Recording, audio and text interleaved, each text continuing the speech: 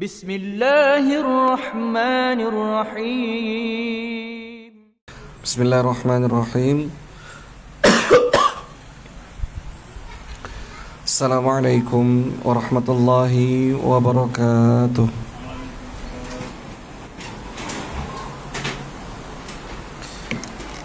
Innal hamdalillah nahmaduhu ta'ala wa nasta'inuhu wa nastaghfiruhu wa natubu ilayh. Wa na'udzu billahi min sururi anfusina wa min sayyiati a'malina. May yahdihillahu fala mudilla lahu wa may yudlil fala hadiya lahu. Asyhadu an la ilaha illallah wahdahu la syarika lah. Wa asyhadu anna Muhammadan abduhu wa rasuluhu la nabiyya wa la rasula ba'dah. Amma ba'd. Qala Allah Ta'ala fi kitabihil karim, ya ayyuhalladzina amanu taqullaha wal tanzur nafsum ma qaddamat lighad wattaqullaha innallaha khabirum bima ta'malun. Para akhwat, para ummahat, rahimani wa rahimakunallahu jami'an. Pertama-tama kita memuji Allah Subhanahu wa ta'ala dengan puji-pujian yang banyak. Banyaknya curahan, limpahan, nikmat dari Allah, karunia-Nya, dan juga kasih sayang Allah Subhanahu wa ta'ala kepada kita semuanya. Masih diberikan rezeki oleh Allah Subhanahu wa ta'ala, diberikan oleh Allah qanaah, diberikan oleh Allah Subhanahu wa ta'ala waktu luang, diberikan oleh Allah Subhanahu wa ta'ala keinginan untuk belajar atau sekedar hanya mudzakarah, murajaah, dan juga diberikan oleh Allah Subhanahu wa ta'ala terus keinginan untuk menjadi seorang muslim. Sesuatu yang itu mungkin karena selalu atau terlalu sering bahkan Allah Subhanahu wa ta'ala memberikannya kepada kita, ya, sehingga tidak dirasakan lagi menjadi satu nikmat oleh Allah Subhanahu wa ta'ala. Tidak dirasa menjadi satu nikmat, ya, oleh kita, yang nikmat itu padahal Allah Subhanahu wa ta'ala senantiasa memberikannya kepada kita semuanya. Dan di antara nikmat-nikmat itu yang paling besarnya, para ummah dan akhwat, adalah nikmat seseorang dia beragama. Nikmat seseorang dia masih diberikan keinginan ia di dalam Islam, mendapatkan petunjuk, mendapatkan ketenangan, mendapatkan apa yang selama ini disebut dengan kebenaran, dan kemudian dia mengikuti jalan tersebut. Seorang dia semakin banyak bersyukur atas nikmat yang Allah Subhanahu wa ta'ala berikan, maka akan ditambah nikmat tersebut untuknya. Andai kata dia bersyukur atas nikmat Islam yang Allah Subhanahu wa ta'ala telah berikan, maka Allah akan menambah nikmatnya.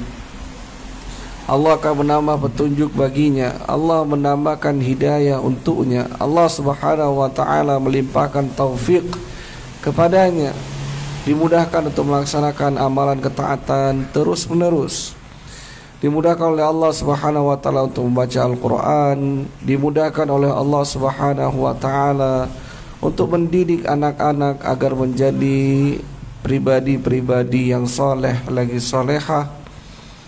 Kemudian yang terakhir, dia diberikan kemudahan untuk mendapatkan husnul khatimah, kematian yang baik untuknya, dikarenakan keistiqomahannya, dikarenakan dawam ala syukur, dia senantiasa bersyukur atas nikmat yang Allah Subhanahu wa ta'ala telah beri. Dia yakini itu datang dari Allah, dia mengucapkan alhamdulillah dengan lisannya, dan dia terus menambah amalan ketaatannya. 3 rukun syukur yang disebutkan oleh para ulama hendaknya terus menerus kita kerjakan. Allahumma la ilma lana illa ma 'allamtana wa 'allimna ma yanfa'una wa zidna ilma. Para ummahat, para akhwat, rahimani wa rahimakunallahu jami'an. Di dalam Al-Quran banyak cerita-cerita atau kisah-kisah yang sangat menakjubkan, yang seharusnya bagi seorang muslim dan muslimah yang beriman kepada Allah Subhanahu wa taala mengambil pelajaran pada kisah-kisah tersebut. Inna fi dzalika la dzikra liman kana lahu qalbun aw alqa as-sam'a wa huwa syahid. Kata Allah Subhanahu wa taala di dalamnya, inna fi dzalika, dalam hal tersebut yakni Al-Qur'an, la dzikra, ada sesuatu yang menjadi pengingat. Ada pula sesuatu yang bisa menjadi ibrah, pelajaran. Liman kana lahu qalbun, tapi itu pelajaran dan ibrah, peringatan yang Allah Subhanahu wa taala sebutkan dalam Al-Qur'an itu hanya bisa difahami orang-orang yang memiliki hati. Ini bahasa sangat mendalam.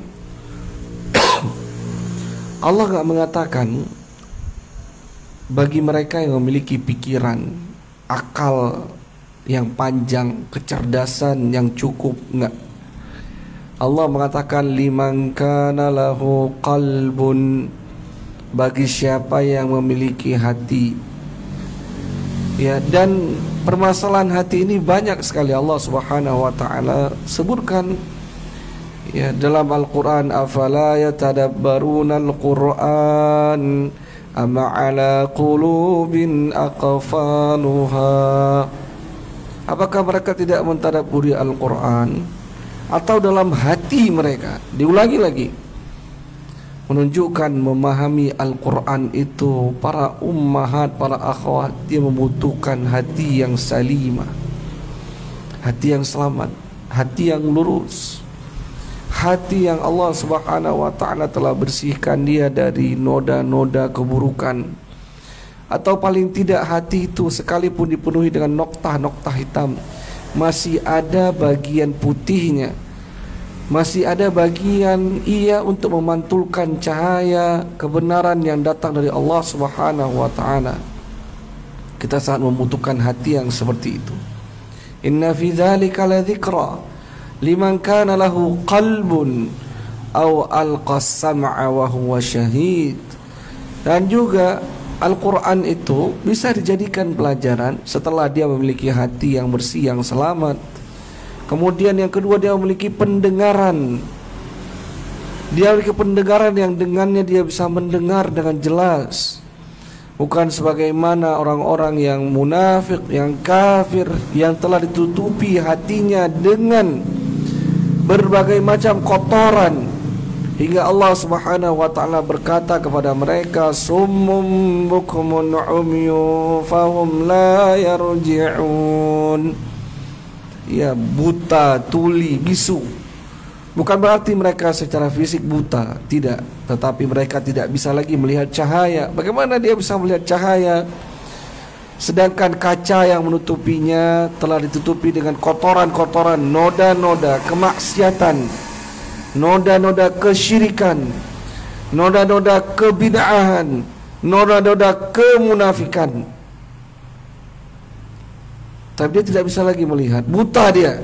Padahal matanya bisa melihat, tapi dia tetap dikatakan buta, gak bisa membedakan mana kebenaran, mana kebatilan. Begitu pula dia bukmun umyun, tuli, bisu. Seperti itu pula, dia sebenarnya tidak tuli, tapi seperti apapun panggilan Allah Subhanahu wa ta'ala yang menyerunya, yang berkumandang, menggelegar, terdengar oleh seluruh makhluk yang berada di dekat toa-toa masjid. Tapi dia tidak bisa lagi menghampiri masjid dikarenakan besarnya kemaksiatan, besarnya noda-noda kesyirikan, besarnya noda-noda kebid'ahan yang selama ini dilakukan. Maka dalam memahami berbagai macam kisah dalam Al-Quran itu dibutuhkan kriteria-kriteria yang telah kita sebutkan. Dia harus memiliki hati yang bersih, pendengaran, dan juga dia menyaksikan apa yang Allah Subhanahu wa ta'ala sebutkan dalam Al-Quran. Dan di dalam Al-Quran itu ada sebuah kisah yang sungguh sangat menakjubkan. Di dalamnya kita bisa mengambil berbagai macam ibrah pelajaran. Apakah kita menjadi seorang guru di sekolah? Apakah kita ini seorang wanita yang merupakan ibu bagi anak-anak kita? Atau kita ini adalah seorang anak akhwat yang belum menikah tetapi akan segera berjalan menapaki tangga pernikahan itu? Maka ini diantara kisah-kisah yang bisa kita sebutkan insyaallah ta'ala pada sore hari ini, kisah keluarganya Imran. Kita akan bacakan dalam surat Ali Imran ayat 33 sampai ayat 37. A'udzu billahi as-sami'il 'alim minasyaitonir rajim. Inna Allah astafa Adam wa Nuha wa ala Ibrahim wa ala Imran 'alal 'alamin. Dzurriyyatan ba'dhuha min ba'd. Wallahu samii'un 'alim. إذ قالت امرأة عمران رب إني نذرت لك ما في بطني محررا فتقبل مني إنك أنت السميع العليم. فلما وضعتها قالت رب إني وضعتها أنثى والله أعلم بما وضعت وليس الذكر كالأنثى وإني سميتها مريم وإني أعيذها بك وذريتها من الشيطان الرجيم. فتقبلها ربها بقبول حسن وأنبتها نباتا حسنا وكفلها زكريا كلما دخل عليها زكريا المحراب وجد عندها رزقا قال يا مريم أنى لك هذا قالت هو من عند الله إن الله يرزق من يشاء بغير حساب.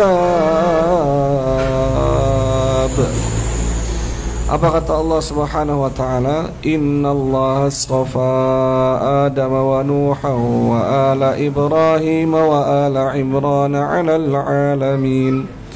Kata Allah Subhanahu wa taala, sungguhnya kami telah memilih Adam, Nuh, kemudian keluarganya Ibrahim dan keluarganya Ali Imran, keluarganya Imran di atas makhluk-makhluk di masa itu, pada masanya. Allah Subhanahu wa taala membagi-bagikan keutamaan kepada siapa yang Dia kehendaki. Allah Subhanahu wa taala menetapkan keutamaan, kemudahan. Allah tinggikan antara satu derajat dengan derajat yang lainnya. Itu semua adalah pembagian Allah Subhanahu wa taala. Dan di setiap masa ada masa-masa tertentu, bukan di setiap masa.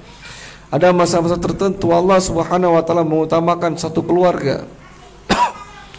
Dan pada ayat ini Allah sebutkan Adam, Allah sebutkan Nuh, Allah sebutkan Ali Ibrahim dan Ali Imran, keluarganya Ibrahim dan keluarganya Imran. Kalau seandainya ditanyakan kenapa mereka ini mendapatkan keutamaan di masa tersebut, di mana Allah Subhanahu wa taala tidak membagikan keutamaan itu kepada selain mereka, itulah yang akan kita bahas pada kesempatan sore hari ini. Dan Allah Subhanahu wa taala menyebutkan, ya dzalika fadlullahi yu'tihi man yasha. Itulah keutamaan Allah, Allah berikan kepada siapa yang Dia kehendaki. Dan tidak semestinya bagi seorang mukmin dan mukminah atas pemberian Allah mereka tidak menyukai atau mereka merasa marah atau mereka merasa kenapa saya tidak diberikan keutamaan juga sebagaimana orang-orang yang disebutkan di dalam Al-Quran. Allah mengatakan la yus'alu amma yaf'al wa hum yus'alun. Allah tidak ditanya terhadap apa yang dia lakukan, tetapi kalianlah, makhluk Allah itulah yang akan ditanya terhadap apa yang harusnya dilakukan. Kemudian Allah Subhanahu wa taala menambahkan dzurriyyatan ba'duha min ba'd. Ya, mereka itu keturunan antara sebagian mereka kepada sebagian yang lainnya. Wallahu sami'un alim. Allah Maha mendengar lagi Allah Maha mengetahui. Kemudian dimulai dari ayat ini, idz qalat imra'atu Imran rabbi inni nadartu lak. Tatkala istrinya Imran, dalam berbagai riwayat disebutkan namanya Hanna. Ya, istrinya Imran, Hanna, berdoa kepada Allah Subhanahu wa taala, Rabbi inni nazartu laka ma fi batni.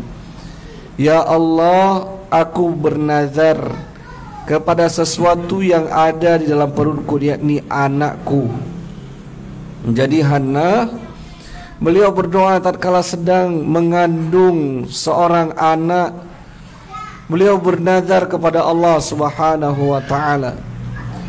Ya, sesuatu yang dilakukan oleh kaum muslimah, ibu-ibu yang salehah, tatkala anak yang sedang dikandungnya, dia segera menyandarkan anak tersebut kepada Allah Subhanahu wa taala.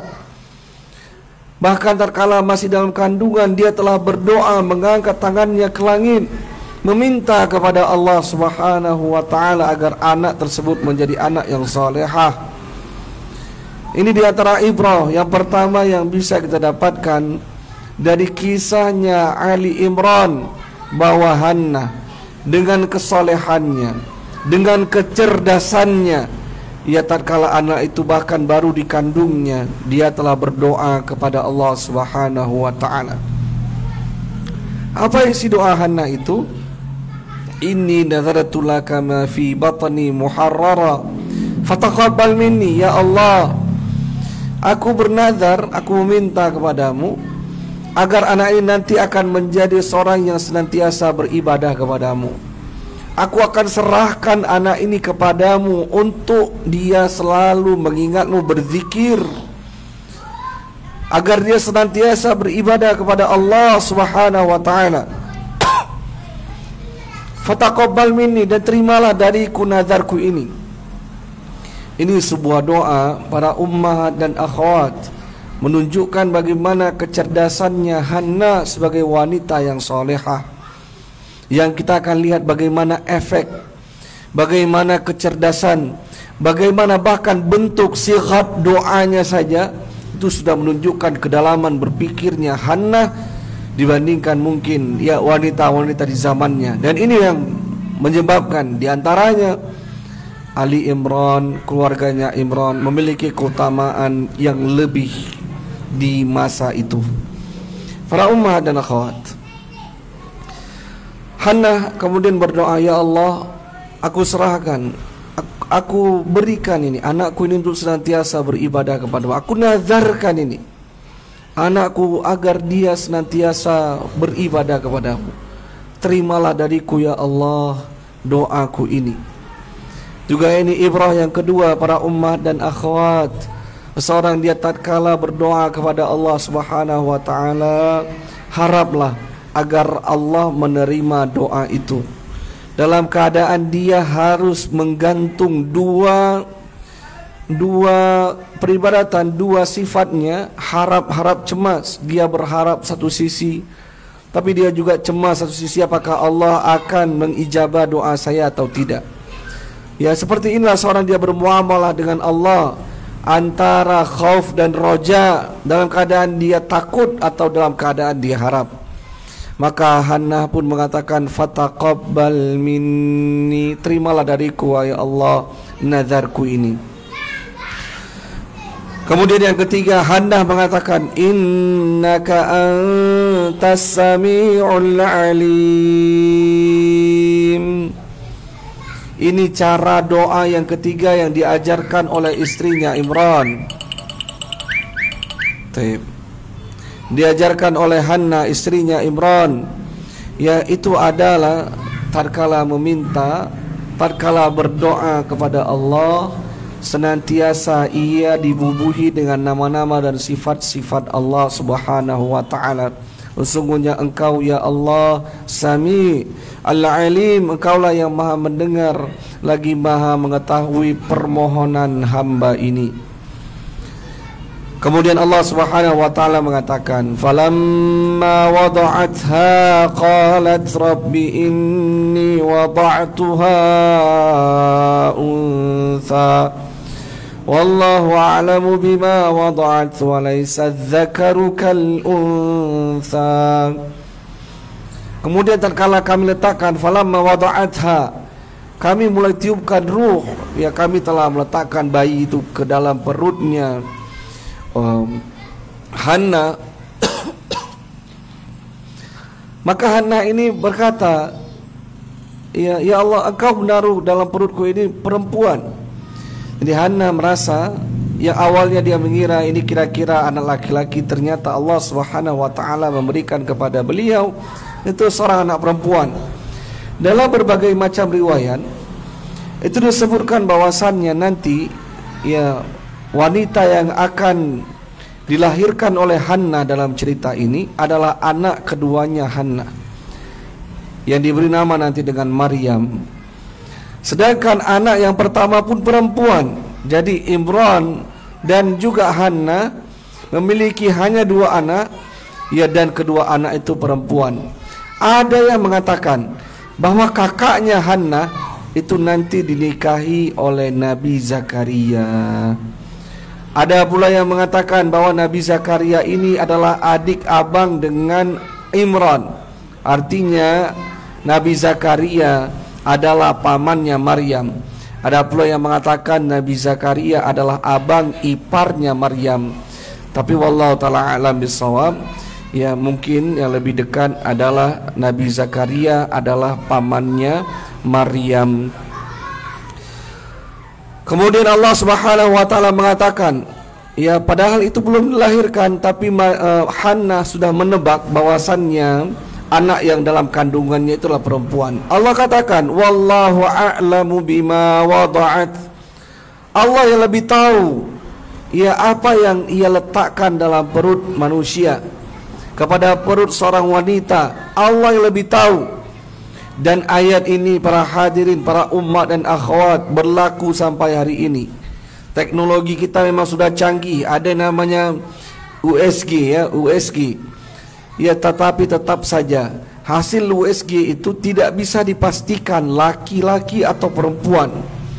Ya, banyak kejadian ya. Ya, hasil USG-nya laki-laki, ya, tapi dikatakan perempuan. Ada juga sebaliknya, hasil USG-nya perempuan, ya, tapi dikatakan laki-laki. Sebagaimana mungkin yang pernah terjadi pada guru kami, ya, Al-Ustadz Farhan hafizahullah ta'ala. Itu beliau pernah salah hasil USG. Udah siapkan nama, udah siapkan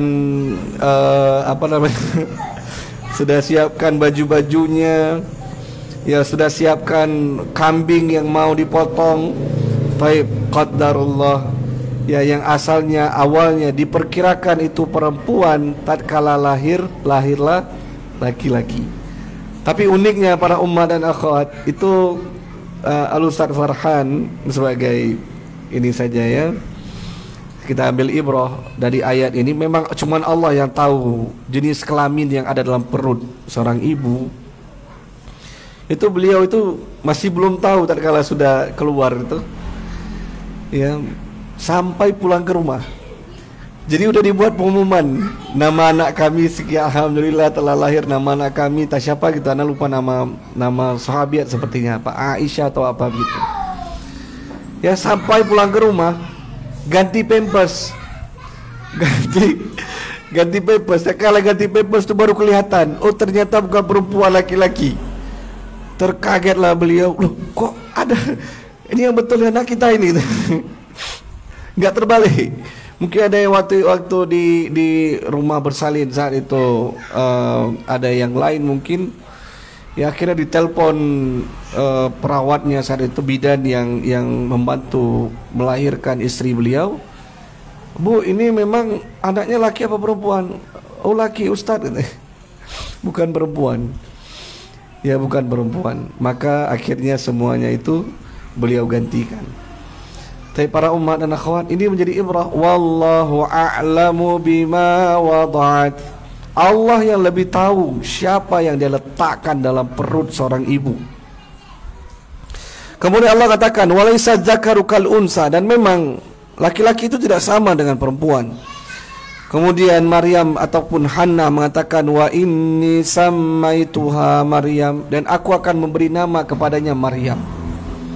Jadi coba perhatikan para umat dan akhwat, setelah Hannah berdoa kepada Allah untuk Maryam ini tatkala masih dalam kandungan. Kemudian yang kedua, Hannah memberikan Maryam nama yang baik pula.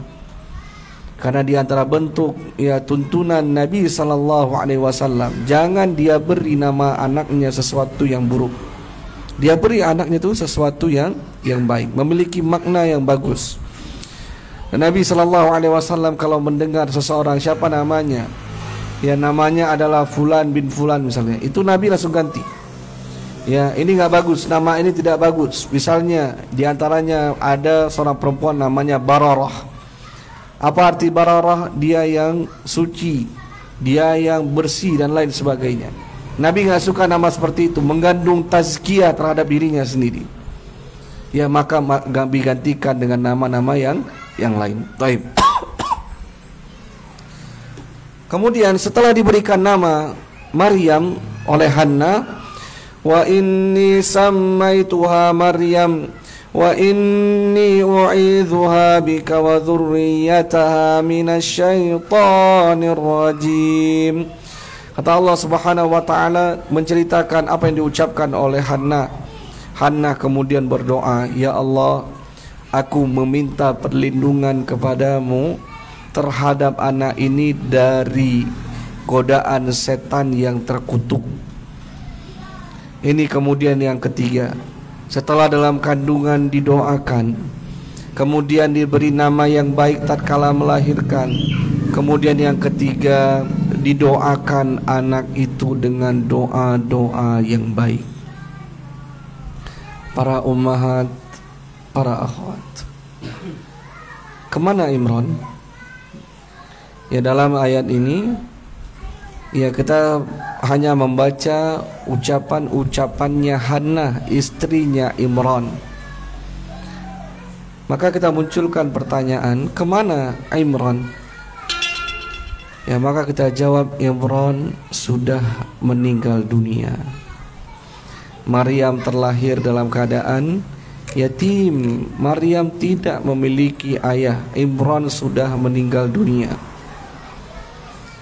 Taib, laki-laki yang soleh itu telah Allah wafatkan, tersisa hanya ibunya. Tapi para ummahat, para akhwat, tahukah tidak berapa lama, ya tidak disebutkan memang, tapi tidak sampai Maryam dewasa, berikutnya Hannah pun meninggal dunia. Jadi kalau kita katakan Maryam itu bagaimana? Yatim lagi piatu. Imran meninggal dan Hannah pun meninggal dunia. Tetapi doanya Hannah sudah lebih dari cukup. Doa Hannah yang mengatakan, ya ini kuberikan kepadamu ya Allah, disandarkan anak itu urusannya sama Allah Subhanahu wa ta'ala. Anak itu pokoknya diberikan kepada Allah agar dia bertakwa, agar dia itu melaksanakan amalan-amalan kebajikan, amal-amal saleh. Dia telah menyerahkan seluruhnya itu kepada Allah Subhanahu wa ta'ala. Maka kemudian apa yang Allah Subhanahu wa ta'ala jawab? fataqabbalaha rabbuha biqabulin hasanin wa ambataha nabatan hasana. Kata Allah Subhanahu wa taala, ya, kami terima doa yang dilantunkan, yang dipanjatkan oleh Hana. Fataqabbalaha rabbuha biqabulin hasanin, dengan penerimaan yang baik. Allah Subhanahu wa taala mengabulkan doa ibunya Maryam. Dengan apa beliau kabulkan para hadirin, para ummahat, para akhwat? Di antaranya Allah kabulkan, Allah wafatkan Imran, Allah wafatkan pula Hana. Bagaimana itu dikabulkan?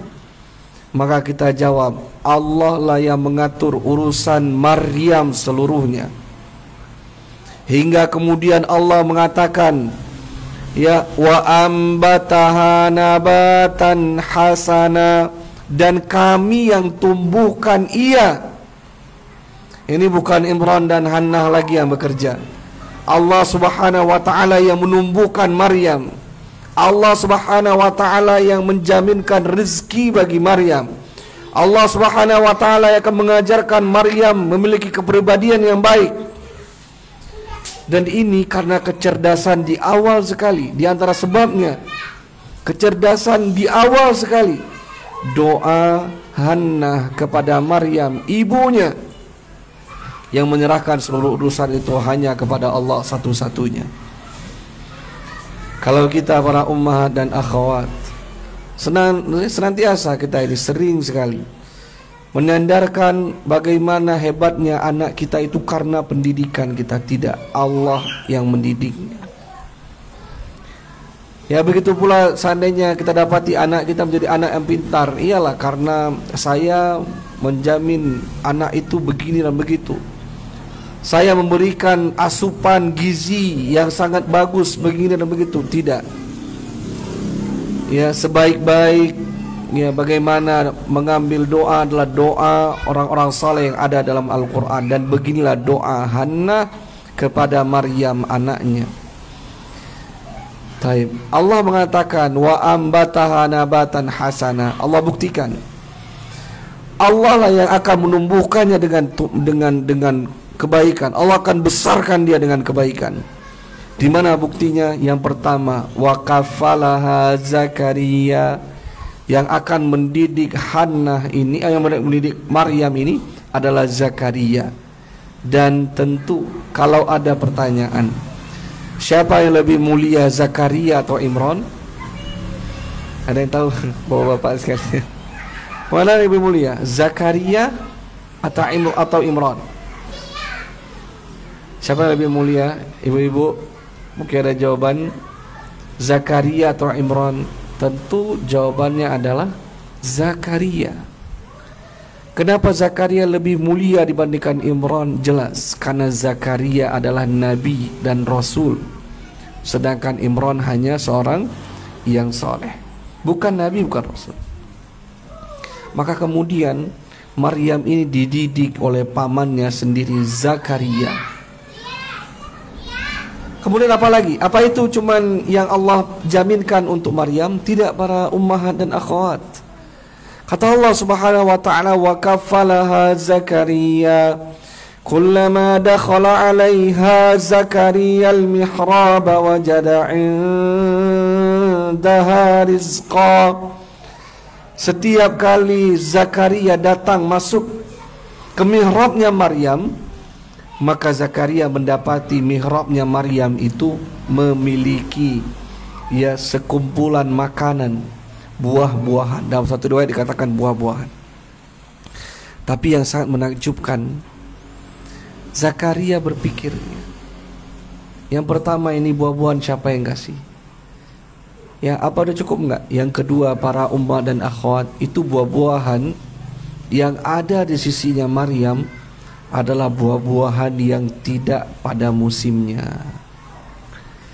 Coba bayangkan, ya, lagi musim apa ini? Musim rambutan. Di mana-mana rambutan. Tiba-tiba yang di sampingnya Maryam itu adalah, ya, mangga, jeruk, Ya misalnya nggak musim, misalnya ya gue contoh. Atau durian lah. Durian kan ada musim-musimnya.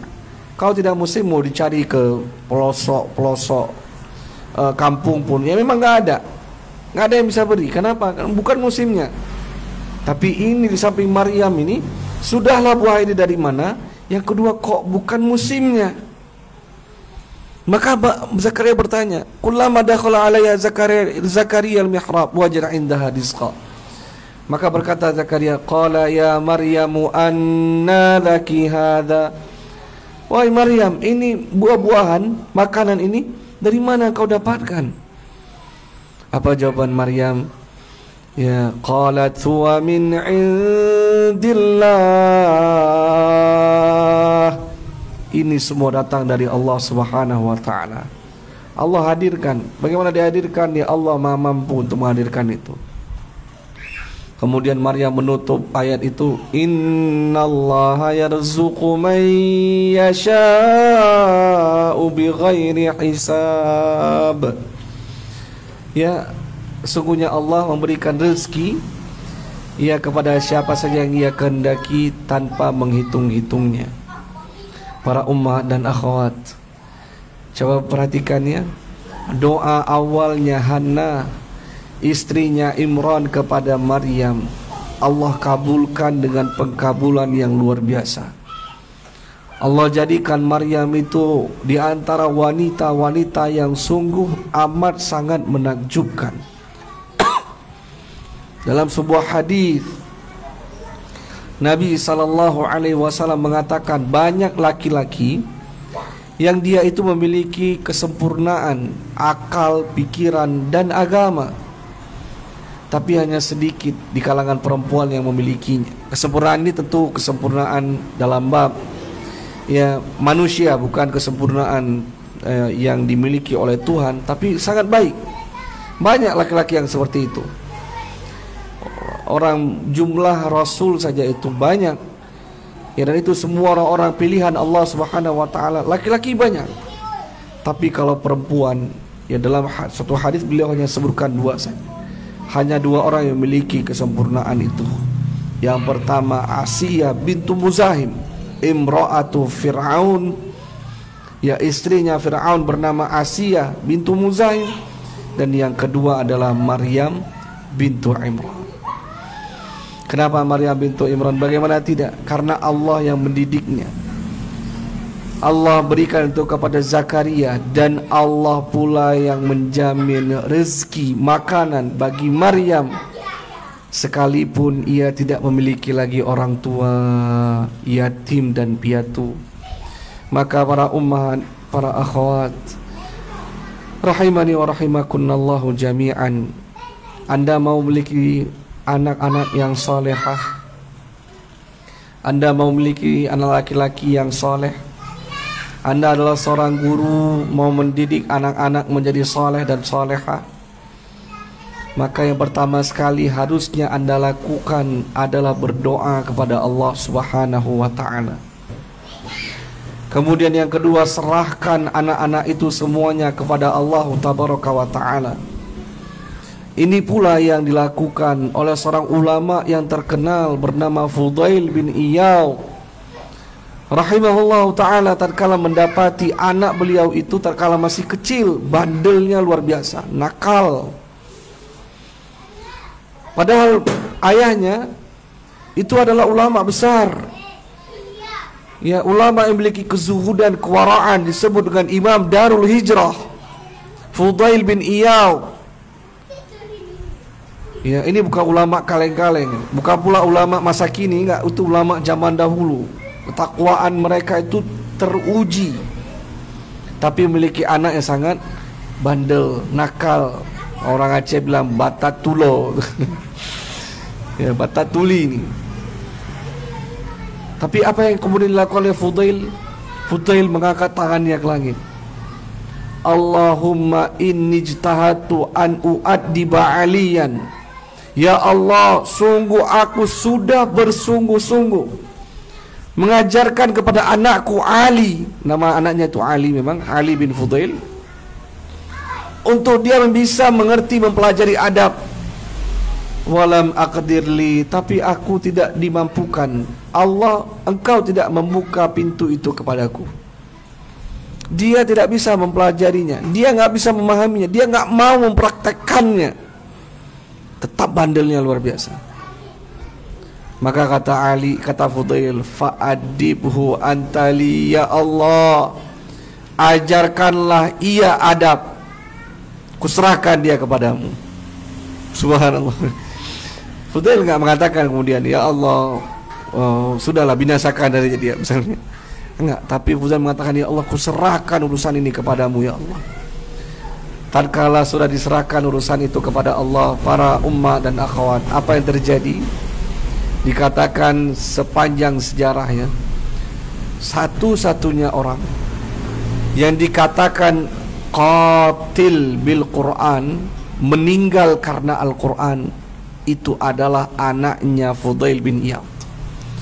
Ali setelah mendapatkan doa dari bapaknya itu, tiba-tiba saja beliau berubah menjadi seorang yang sangat soleh. Ya sangat soleh itu Ali. Sampai-sampai ya beliau ini diantara salah seorang, atau mungkin ya sepanjang sejarah hanya beliau itu yang diberikan julukan meninggalnya itu karena Quran. Kenapa meninggal karena Quran? Iya, suatu hari ayahnya sedang mengimami sholat.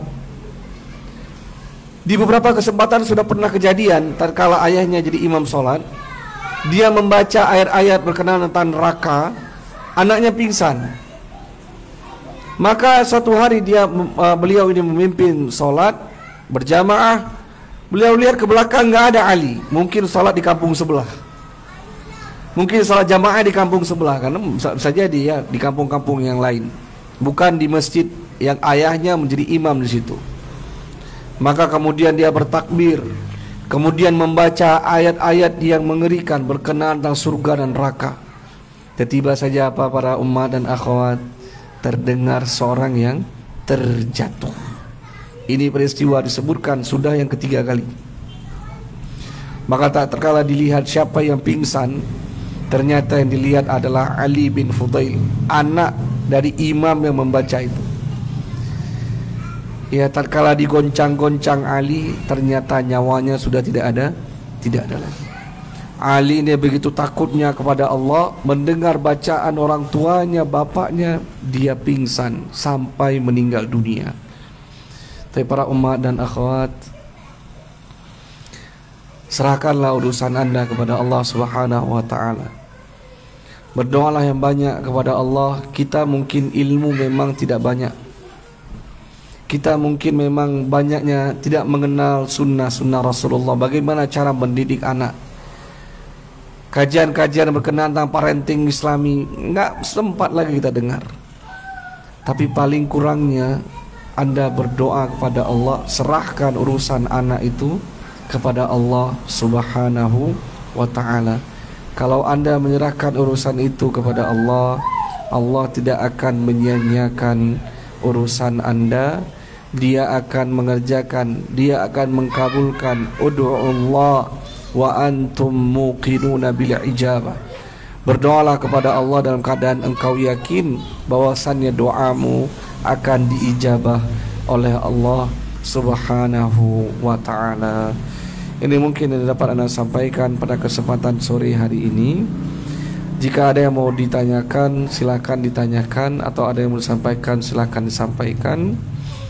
Ya, sebelum kita tutup majelis, kita beri waktu mungkin sekitar 3-5 menit. Silahkan. Wallahu ta'ala a'lam bissawab.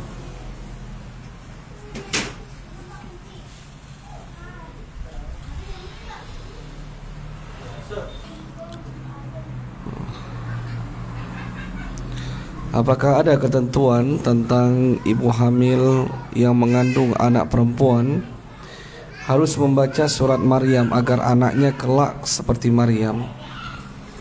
Dan jika sang ibu mengandung anak laki-laki membaca surat Yusuf agar mendapatkan anak yang tampan dan soleh seperti Nabi Yusuf? Mohon penjelasannya. Jawabannya, kita tidak pernah mendengar adanya tuntunan dari Rasulullah sallallahu alaihi wasallam tentang hal tersebut. Dan kalau anak punya anak laki-laki, kalau anak bukan seperti Nabi Yusuf, seperti Rasulullah Muhammad sallallahu alaihi wasallam, harusnya banyak-banyak membaca surat Muhammad. Ya, bukan surat Yusuf. Taib. Ya, dan jawaban yang paling jelas, Nabi sallallahu alaihi wasallam tidak pernah menghasung yang seperti itu. Ana belum pernah mendapatkan keterangan Nabi menghasung seorang untuk berdoa atau membaca surat Maryam, harus baca surat Maryam, atau memperbanyak membaca surat Maryam. Tidak demikian. Tapi kalau dia mau berdoa dengan doanya Maryam untuk anaknya, ya silakan, itu diperbolehkan. Ya, berdoa apapun boleh, apapun yang ternukilkan dalam Al-Quran, silakan dia berdoa dengannya, memperbanyak doa dengan hal tersebut, tidak masalah. Karena tidaklah Allah menukilkan doa itu kecuali untuk kita jadikan sebagai contoh. Maka dia mengambil doanya Nabi Adam, terus dia membaca itu dalam setiap salatnya, boleh. Karena itu sudah menjadi tuntunan, itu sudah menjadi syariat. Allah menukilkan itu agar kita menjadikan itu sebagai teladan, dibaca dengan bacaan-bacaan yang sesuai. Begitu pula doanya Maryam kepada doanya Hannah kepada Maryam, misalnya, ini nazartu laka ma fi batni muharraran fataqabbal minni, misalnya. Silakan saja dia berdoa dengan doa-doa seperti itu. Atau dia meminta perlindungan kepada Allah tatkala anaknya nanti dilahirkan, wa inni u'idzuha bika wa dzurriyyata minasyaitonir rajim, boleh. Ya silakan. Maka tatkala anaknya pun sekarang sudah ada, sudah mulai tumbuh kembang besar, dia tetap berdoa dengan doa-doa yang demikian agar anaknya senantiasa soleh, agar anaknya tidak terjatuh pada godaan syaitan yang terkutuk. Itu diantara ciri ayah dan ibu yang soleh dan solehah, dan menginginkan anaknya soleh dan solehah dengan sesuatu yang telah dia miliki pula. Taib, wallahu ta'ala a'lam bissawab. Ada lagi yang mau ditanyakan?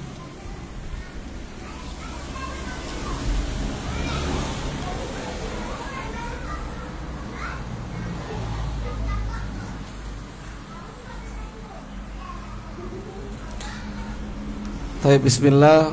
Saya ingin bertanya, bagaimana hukumnya jika suami mengajak saya pindah ke rumahnya sendiri, yang rumah itu adik laki-lakinya pun ikut tinggal, sedangkan adik ipar bukan mahram kita? Jazakallahu khairan. Maka sebisa mungkin dia terangkan dengan baik kepada suaminya. Ya, ini suaminya sedang menunggu bom waktu.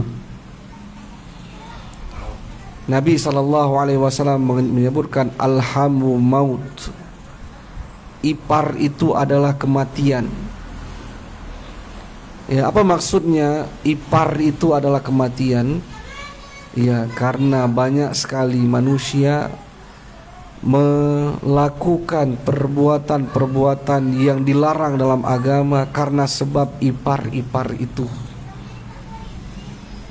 Ya, apakah ya cuman sekedar salam-salaman, apakah sekedar curhat-curhatan, dan yang paling kejinya adalah melakukan perbuatan zina dengan ipar-ipar tersebut. Maka jangan diremehkan. Nabi lebih cerdas dibandingkan kita. Ya, hendaknya akhwat yang bersangkutan menerangkan dengan baik kepada suaminya, Bang, ini Nabi yang menyebutkan, bukan saya yang menyebutkan, bahwasannya ipar itu adalah kematian. Ya, bagaimana ketakwaannya Nabi, dan beliau ini nasihati sahabatnya. Ya, coba nih, bagaimana ketakwaannya Nabi, dan beliau menasihati sahabatnya yang ketakwaannya pun Masya Allah. Tapi dalam keadaan demikian beliau juga mengingatkan, hati-hati, ipar itu adalah kematian. Apalagi kita yang keimanannya sedikit, rasa takutnya sedikit kepada Allah Subhanahu wa taala, maka lebih pantas bagi kita untuk berhati-hati dengan sabda Nabi ini. Taib, siapa yang bermain api, dia akan menuai asap. Ya, siapa yang bermain api, dia bersiap, ya, akan menuai asap. Wallahu ta'ala alam bisawab. Dan diterangkannya itu, coba cari waktu-waktu yang kira-kira suami bisa mendengarkan nasihat. Jangan ada kesan menggurui. Berdoalah kepada Allah sebelum sampai atau menasihati suami, agar suami terbukakan oleh Allah Subhanahu wa taala hatinya menerima ya masukan dari anti yang bertanya.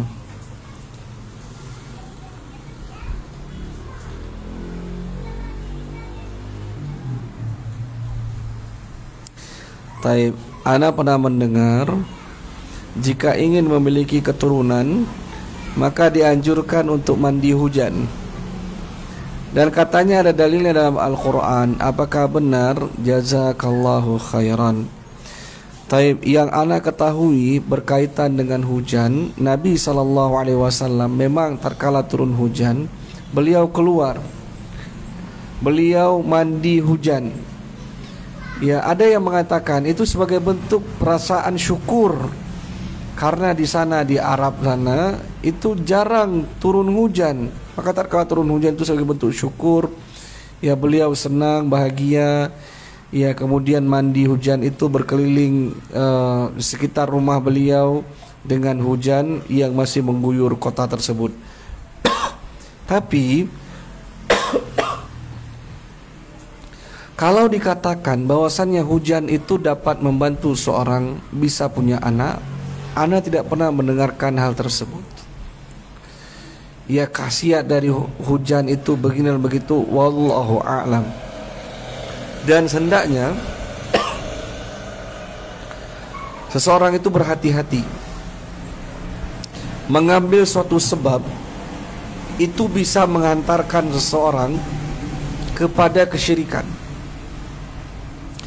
Kapan sebab itu bisa menjadi kesyirikan? Tatkala dia mengambil sesuatu, ittakhadhu sababan ma la yaj'alullahu sababan la syar'an wala kaunan. Jadi kaidah agung, sering nanti akan diulang-ulang kaidah ini dalam kitab tauhid. Tatkala para ulama mengatakan seseorang dia mengambil sesuatu sebagai sebab, padahal Allah tidak menjadikan itu sebab, tidak secara syar'i, tidak secara kauni. Apa syar'i dan kauni itu? Maksudnya yang pertama, secara dalil dari Al-Quran maupun hadis Nabi, nggak ada yang menyebutkan sesuatu itu sebagai sebab. Kemudian yang kedua, secara penelitian, setelah diteliti pun tidak ada yang menunjukkan hal tersebut itu sebagai sebab. Beda halnya kalau setelah diteliti ternyata benar air hujan berpengaruh, mungkin karena dingin-dingin dia mencari kehangatan ya kepada suaminya, ya mungkin saja ya karena adanya mungkin awalnya dia stres dengan adanya mandi hujan itu karena bermain, jadi hilang stresnya sehingga lebih mudah untuk mendapatkan anak, bisa saja ya. Tapi dia harus memiliki pegangan tentang hal tersebut. Kalau tidak ada pegangan, hati-hati. Ya, ada yang mengatakan taruh tisu di atas kepala hilang pusing misalnya. Boleh, bisa atau tidak bisa? Nggak boleh. Dia harus datangkan itu dalil dari Al-Quran atau hadis Nabi, atau yang kedua berdasarkan penelitian.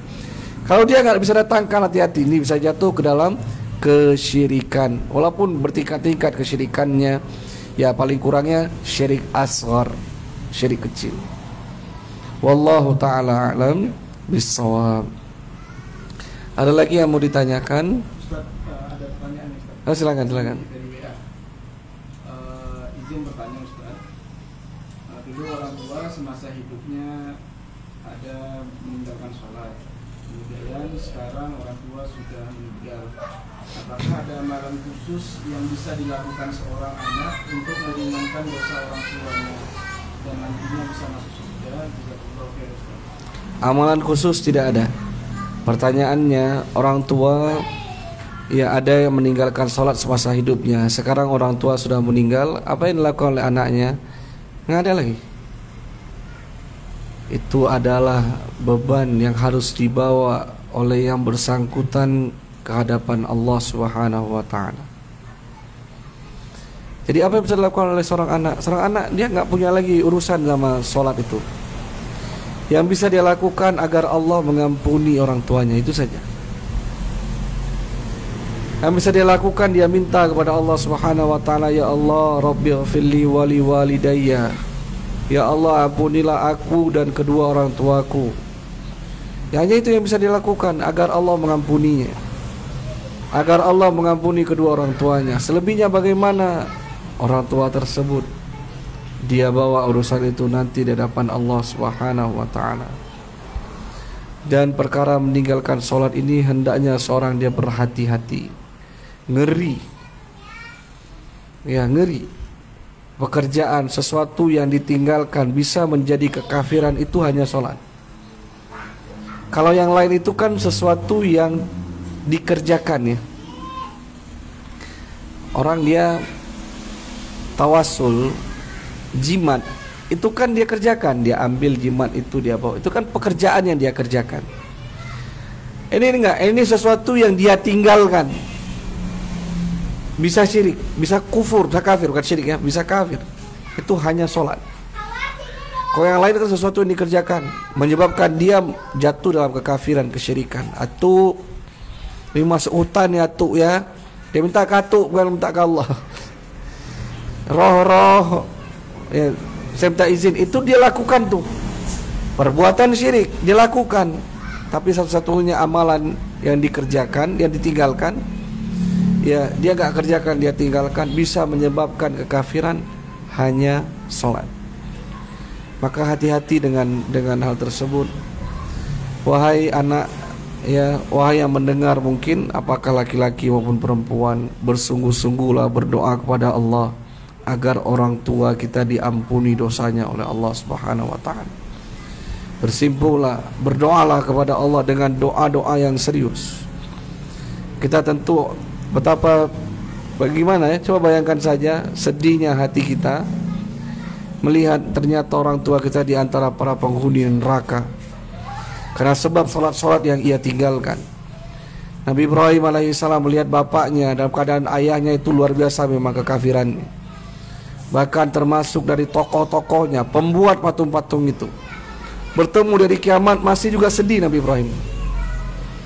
Konon lagi kita, ya, Nabi Ibrahim tentulah ya dengan perasaan halus yang beliau miliki, kita juga kurang lebih seperti itu, merasa bersedih.